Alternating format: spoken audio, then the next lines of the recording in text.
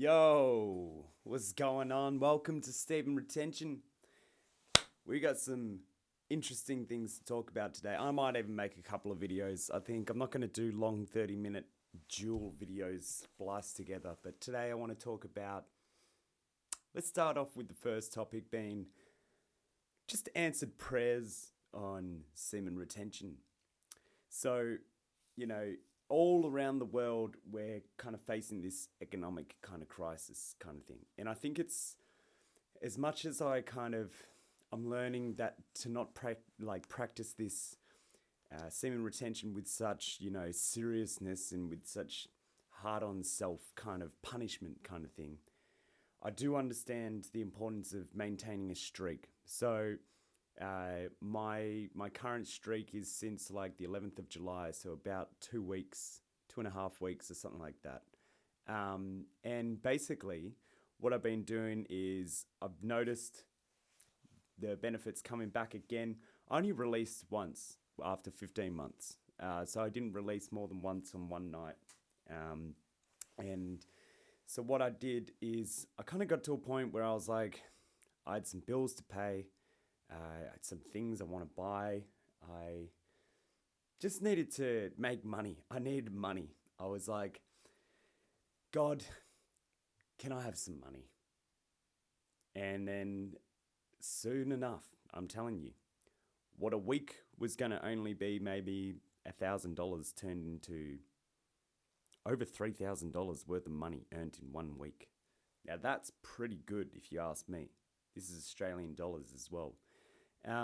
So I earned that money last week. I didn't make any videos last week. I did make videos last week, but they weren't that good because I was tired, man. I've been working really hard, working hard for the money. I didn't just get it though. I put my energy out there. I made sure that I gave everything I could being a musician, performing. Give them the songs they want to hear. Just do your job properly. It's such a simple task. Go above and beyond people's expectations, and you'll be surprised with the compounding interest and all that accumulation coming back to you 10 times the amount.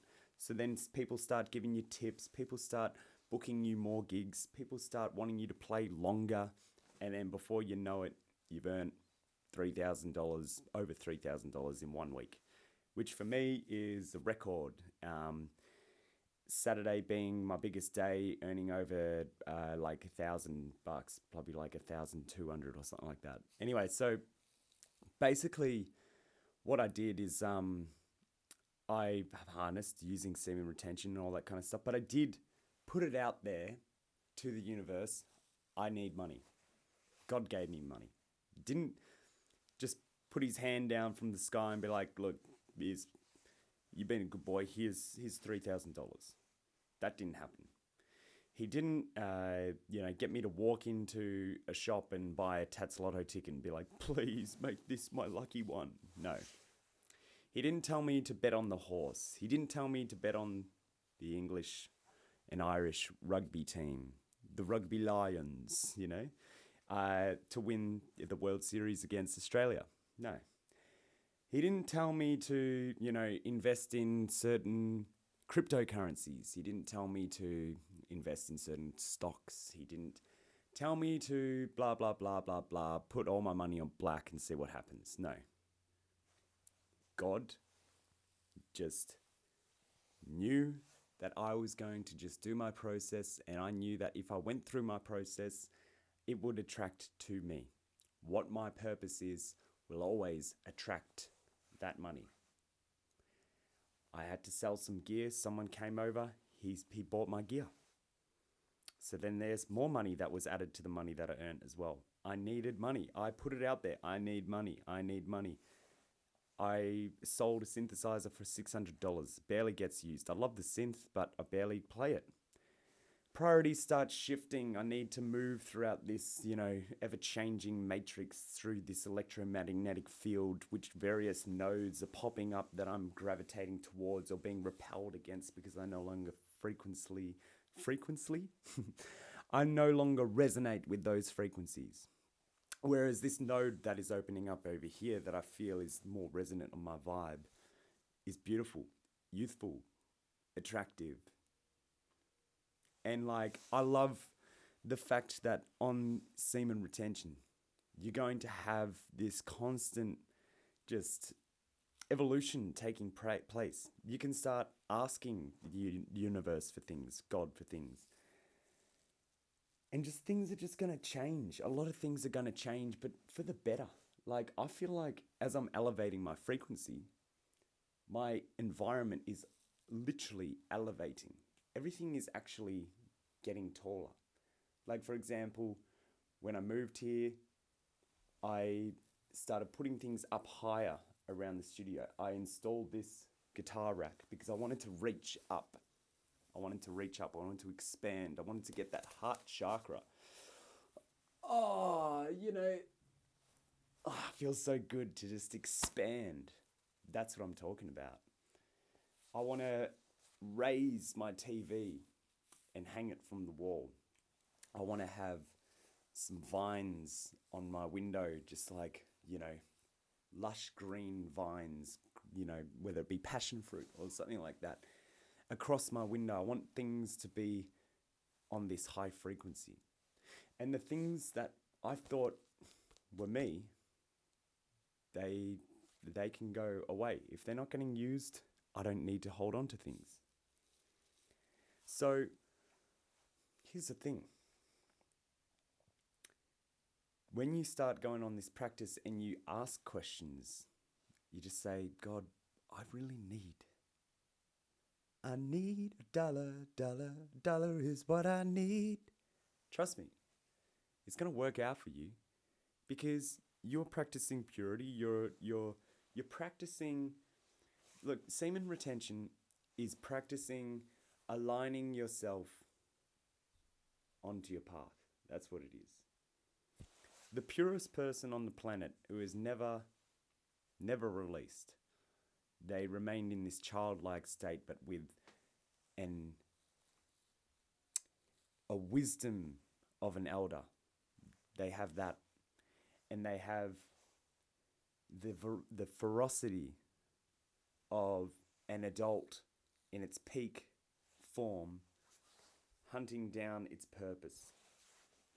That is what semen retention does. It gives you the trifecta of youth, adult, and elderly benefits. That's why on semen retention, I'm finding that as far as attraction goes, all ages are attracted to me. Yeah, especially people that I never thought would have been attracted to me. Like, I'm talking some babes out there. But that's the thing. I've had the guy that books me at all my gigs. He was at my gig on Friday. He's like, "Did you see that girl, that blonde girl in the skirt? She was like, she was checking you out." And I was just like, "Yeah, I did. But I'm practicing brahmacharya at the moment." He's like, "I don't even know what that means." It's like, oh, well, it's basically I'm renouncing myself from sex. And then he's like, and now they're going to be more attracted to you. And I was like, yep, I know. And that's I guess part of the sacrifice. But you know what? I think on like a mental level, on like a spiritual level, I've already done it. I've already gone onto that timeline. I'm multidimensional. I know that inside their soul, I've already resonated with them. I don't need to do it on a physical level. And I feel like some of you guys on a longer streak of semen retention might know what I mean. Like you've already been there. You've already you know what it's like. And for me, there are some really attractive women in my kind of like work field, like bartenders, waitresses, that are smart people, like, educated people that are doing this work whilst they're going to uni and stuff like that. And they're, creative models, musicians, engineers, you name it. They're talented people. But I know that being a brahmachari at the moment, not like a traditional one. I'm not I'm not on a hash pipe. I'm not sleeping on the floor without a bed. I'm just talking about like pure semen retention where I'm not even having sex. So I guess the definition is abstaining from sex with semen retention. So that's what I'm trying to practice now. My abstination streak was 10 months. So I got to 10 months without sex and also was on semen retention, and then I broke that. Now I'm going to go for, I don't know, maybe it'll be 10 months, maybe it'll be 5 months, maybe it'll be 12 months. I don't know, but I want it to be a long streak because I still haven't quite found this groove. I've been in this kind of transitory thing. But there's the paradox of this transitory state where I'm constantly evolving and metaphysizing and metamorphosis and all that kind of stuff, is that maybe that's what life is. Maybe that's the whole point of life, is to be in a constant change. And maybe we only get closer to death the more comfortable and stagnant we are. Stuff to think about. So yeah, I guess that's one thing, is that like I want to keep this streak going. Shout out to Marshall Brockway, a YouTuber. He posted a video today about like how he gooned for 5 hours straight, and he released and stuff, and he said how, he he's released 13 times this year, which that's actually not a bad number. That's pretty good. That's actually above average, you know what I mean? So like, as in above average, as in the streaks that he's going on are above average. Now, I've only released once this year, and I haven't watched any of the Hub.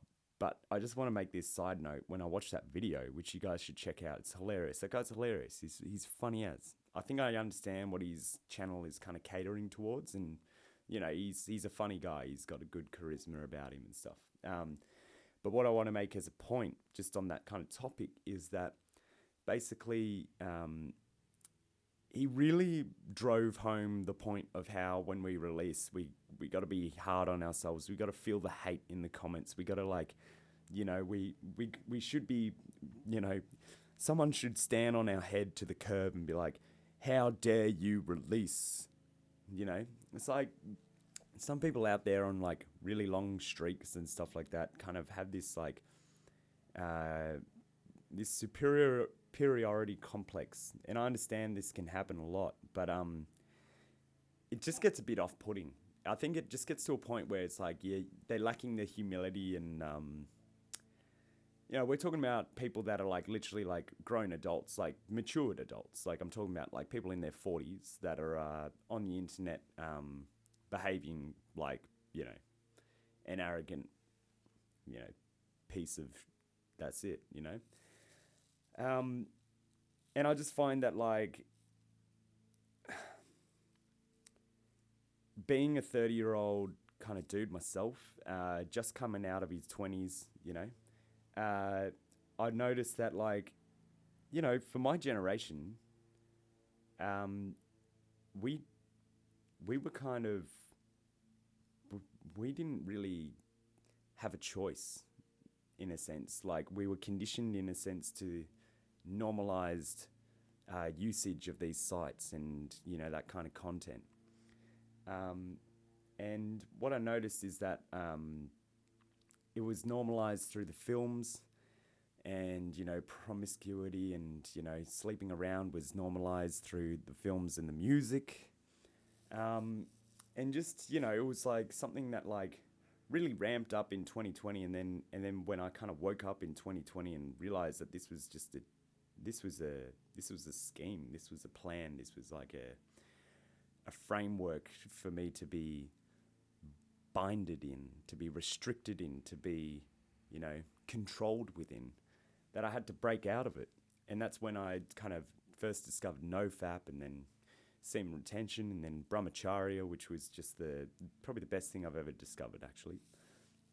And so what I realized is that I'm not going to judge people that are starting this SR journey. I know that there's some YouTube channels that kind of cater towards the people that maybe struggle with their online content kind of stuff. But to be honest, I think most of my audience are, we're kind of past that. And I like to kind of keep this channel mainly speaking towards people that are holding longer streaks.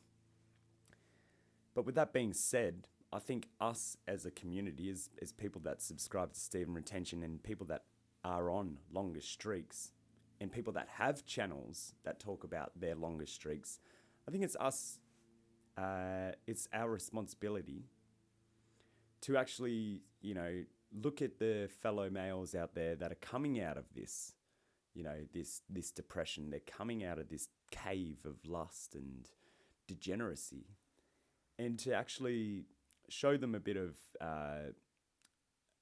just, I don't know, it doesn't need to be respect. Show them just a bit of empathy, because you understand, okay?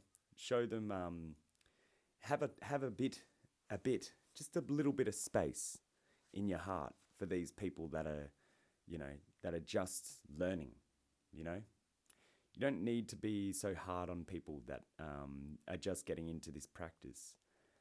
I think some people like the idea of having like a long streak as like some sort of like, belt of achievement. Like they won the World Series of semen retention.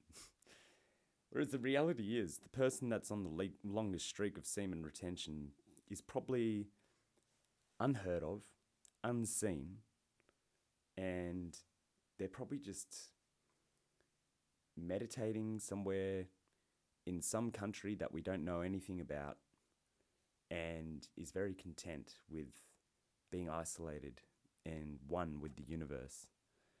So, referring back to one of my older videos about peacocking and stuff, I think it's important that we don't, flaunt ourselves and our achievements too much on SR. It doesn't really make sense. I think we should just inspire other people. And on the flip side, people like Marshall Brockway making kind of satirical videos about, porn usage and all that kind of stuff. I think that's fine. I think that's good. I think it's good to make fun of the situation that we're in. I think it's good to have humor involved. I think it's good to show a little bit of lightness. So yeah, that's my point today. I've been talking about attracting money. I just talked about, just being a bit more empathetic to other people on their streak, and understanding that, we're all learning here, and that's all we can hope for. Anyway, thank you for watching this video. I'm Semen Retention. Subscribe to this channel if you want to see some more videos. I'm literally going to end this video and probably start another one. I'm going to go for maybe 2 or 3 videos today. I'm feeling very creative. I've got a lot of topics to talk about, but I'll see you in the next video. Catch ya.